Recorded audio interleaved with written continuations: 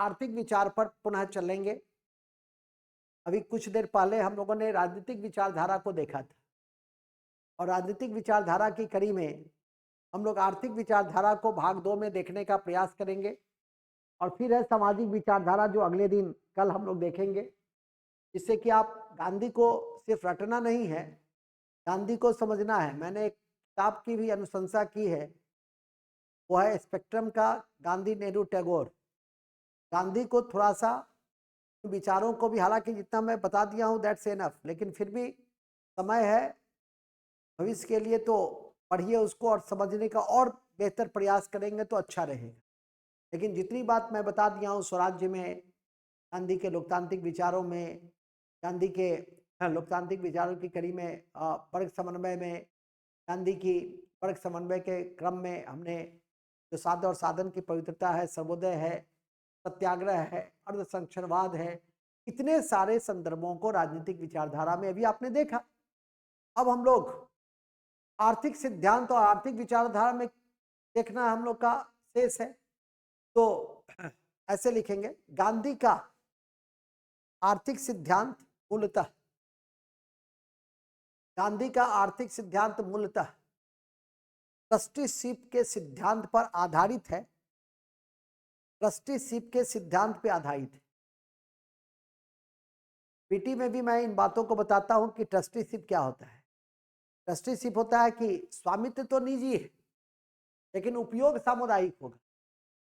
मान लिया आप कोई पूंजी निर्माण करते हैं तो वो आपका स्वामित्व तो है ही, लेकिन उसका उपयोग उपभोग सब करेंगे, समाज के सभी व्यक्ति।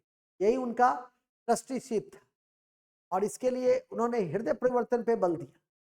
ये साधारण साधारण अवधारणा नहीं है कि मेहनत श्रम आपने किया, निर्माण आपने किया, पूंजी से संस्था का निर्माण, मकान का निर्माण, ठीक है, व्यवस्था का निर्माण, लेकिन उसका उपभोग उपयोग समाज के सभी व्यक्ति करेंगे। तो ये साधारण बात नहीं थी। तो लिखेंगे पहला क्या है, गांधी के आर्थिक सिद्धांत ट्रस्टीशिप के सिद्धांत पर आधारित है, जिसमें कहा गया कि स्वामित्व निजी होते हुए, इसमें कहा गया कि स्वामित्व निजी होते हुए भी, स्वामित्व निजी होते हुए भी मालिक उसके सार्वजनिक उपयोग के लिए उपलब्ध कराए, मालिक उसे सामाजिक उपयोग के लिए उपलब्ध कराए।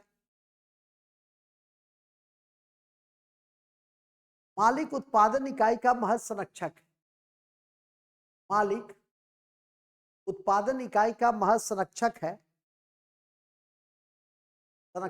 अतः उसका दायित्व है कि उत्पादनकर्ता को उसका उत्पादक मूल्य मिले, उत्पादनकर्ता को उसका उत्पादक मूल्य मिले। इस तरह गांधी ने मालिक मजदूर सहयोग पर भी बल दिया। इस तरह गांधी ने मालिक मजदूर सहयोग पर भी बल दिया, मालिक मजदूर सहयोग पर भी बल दिया।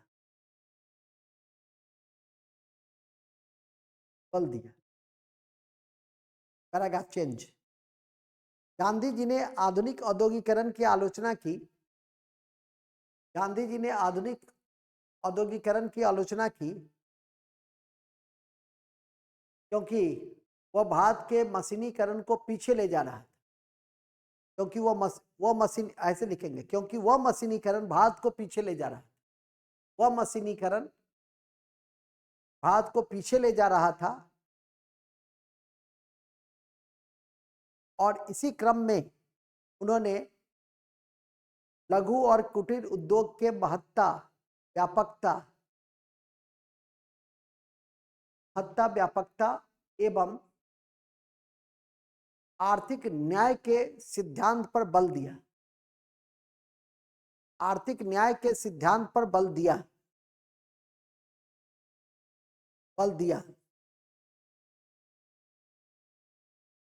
गांधी का स्पष्ट मानना था कि